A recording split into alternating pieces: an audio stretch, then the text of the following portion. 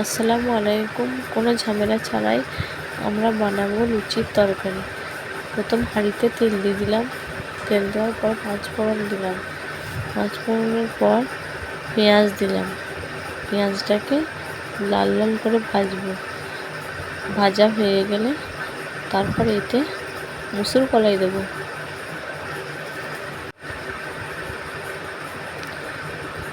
মুসুর কলাই দেওয়ার পর মুসুর কলাইটাকে ভালো করে ভেজে নেব। একটু লাল লাল ভাজার পর মুসুর কলাইটা যাতে ধরে না যায় তার জন্য একটু জল দিয়ে দেবো। জল দেওয়ার পর এটা ভালো একটু সেদ্ধ করে নিতে হবে। সেদ্ধ করার আগে হলুদ গুঁড়ো দিয়ে দিলাম, দিয়ে এটা সেদ্ধ করতে দিলাম। তারপর এবার আলুটা আমি ভেজে নিলাম। আলু ও গাজরটাকে ভেজলাম। এর সঙ্গে টমেটো, ধনেপাতা, কাঁচা লঙ্কা দিতে হবে। সব একসাথে মিক্সড করে নিলাম। মিক্স করার পর চাপিয়ে রাখার পরই ফুটে গেলেই তরকারি রেডি।